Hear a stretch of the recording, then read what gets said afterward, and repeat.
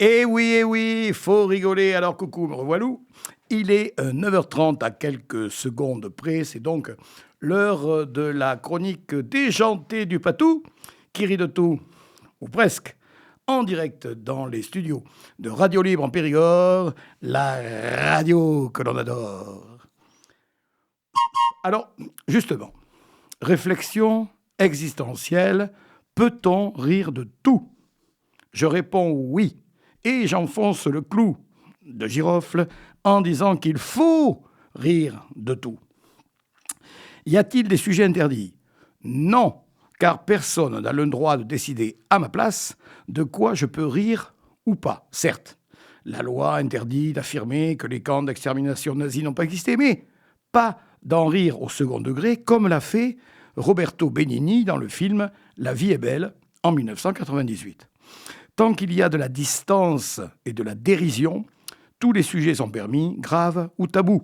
L'humour est parfois la seule façon de rendre l'horreur supportable ou de dénoncer une situation anormale.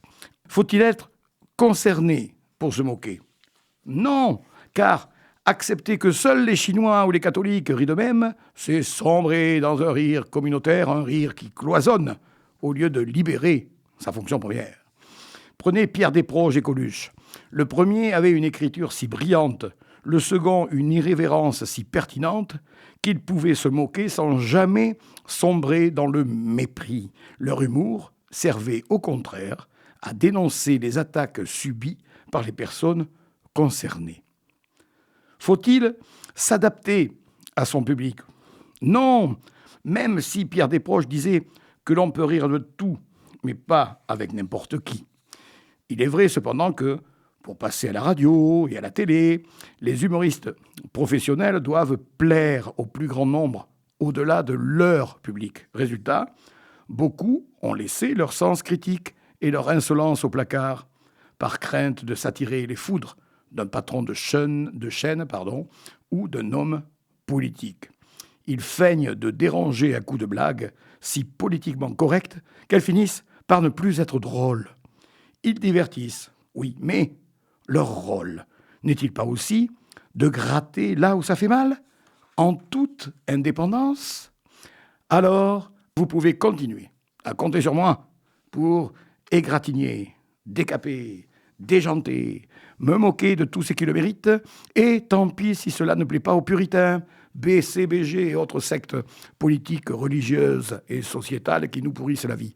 Je resterai toujours fidèle à mon tempérament d'amuseur public de fou du roi et de poil à gratter, en appliquant la maxime de Charlie Chaplin, l'humour renforce notre instinct de survie et sauvegarde notre santé d'esprit.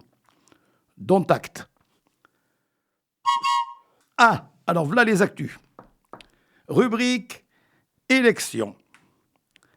À Val-de-Louis-Récodo, nouvelle commune créée en 2017, regroupant Cendrieux, Saint-Laurent-des-Bâtons et Saint-Albert, comprenant 1500 habitants, Clément Bijoux, conseiller municipal, mais également chef de cabinet du maire de Périgueux, présentera une liste aux élections municipales du Patelin en question. Il se murmure qu'une deuxième liste serait en lice, emmenée par une certaine Brigitte Madeleine.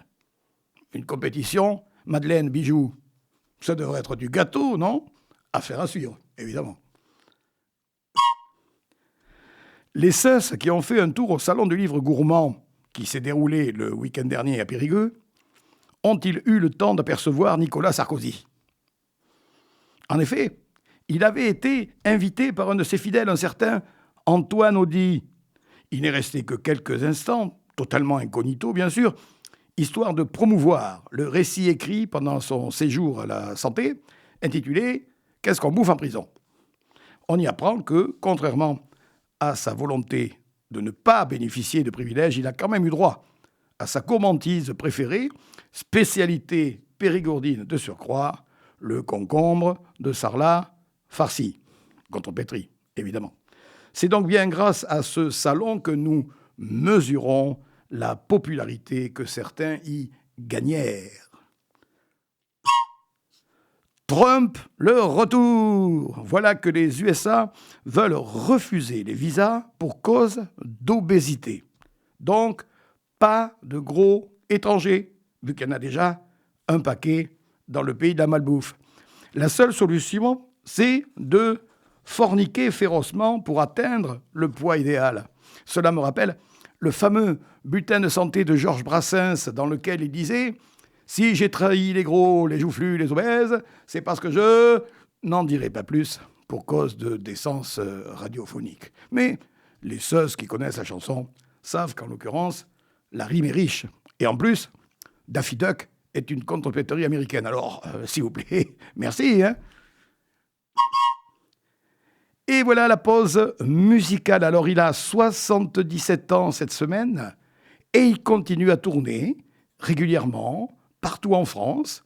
Il se produira d'ailleurs le 14 décembre à Toulouse. Mais de qui s'agit-il donc ? Eh bien, de l'un de nos plus grands enchanteurs. J'ai nommé Daniel Guichard et je dédie volontiers la chanson d'aujourd'hui à un certain Sébastien Lecornu.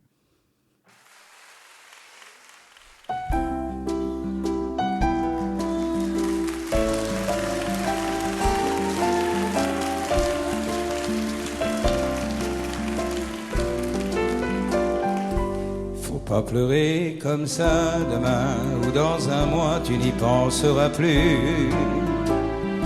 Faut pas pleurer comme ça aujourd'hui, c'est pour toi que nous sommes venus.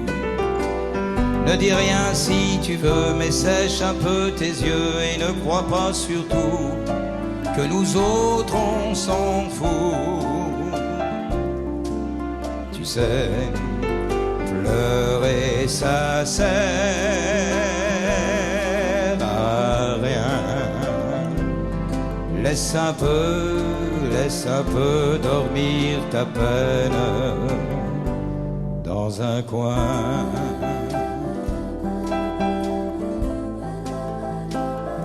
Faut pas pleurer comme ça, pleurer pour qui, pourquoi?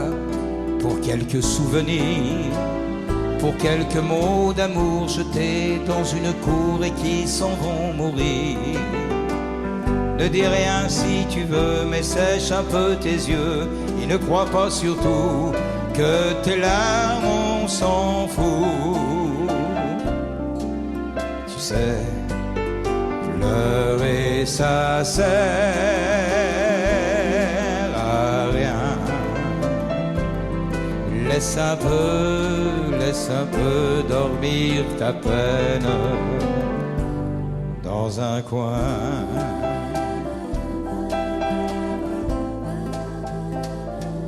Faut pas pleurer comme ça, demain ce sera toi qui sauras nous parler. Quand tu viendras nous voir, tu pourras nous faire croire que tout peut s'oublier.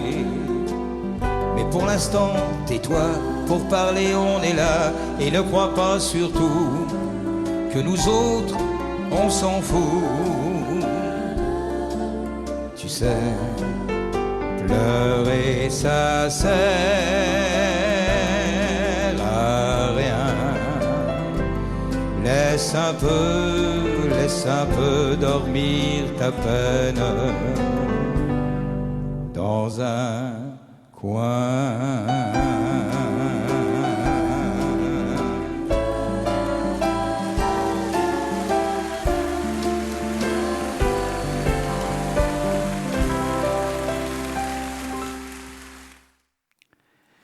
Eh bien, merci Daniel, et sans autre transition, voici le moment du contre-P.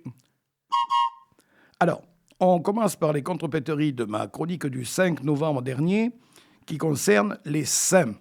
S-A-I-N-T-S, bien sûr.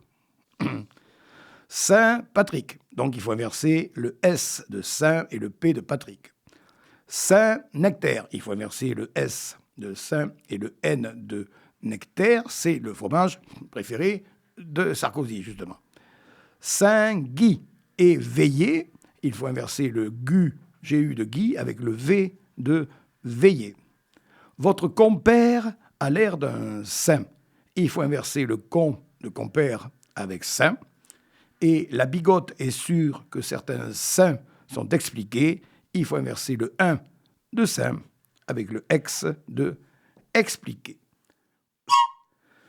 Cette semaine, honneur au salon du livre gourmand dont je vous ai parlé tout à l'heure, même que pour l'occasion, je ne vous propose que des contrepèteries doubles. Écoutez bien.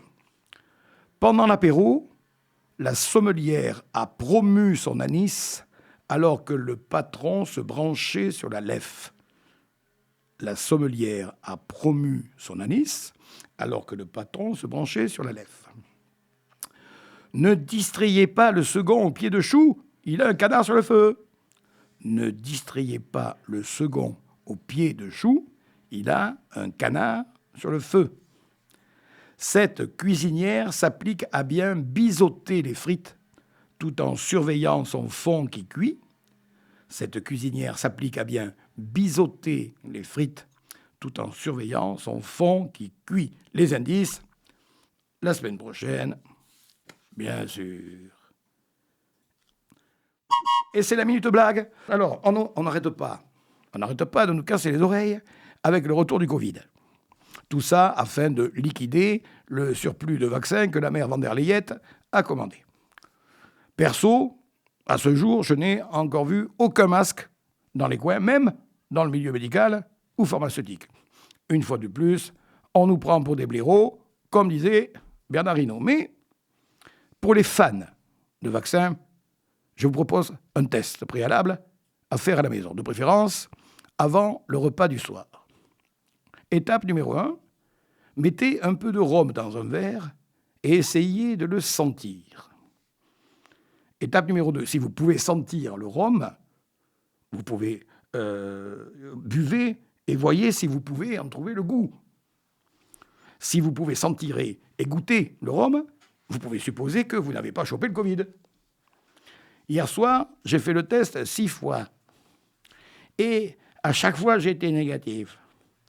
Ce soir, je vais le refaire car ce matin, je me suis réveillé avec un petit peu mal à la tête, ce qui pourrait être un symptôme de la maladie.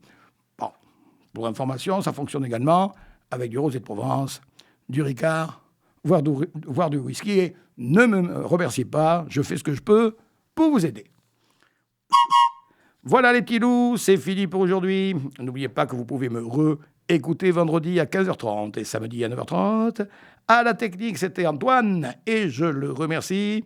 Dimanche prochain, je participerai, comme chaque année, au Salon du livre ancien et moderne organisé par la sympathique association des collectionneurs bergeracois. Cela se passera dans le nouveau centre événementiel Étincelle, rue Anatole France, à Bergerac donc. Qu'on se le dise. En attendant de vous y rencontrer, je vous délivre le petit message habituel. Salut les copains, salut mes poules, vive nous et prenez soin de vous. Ouh.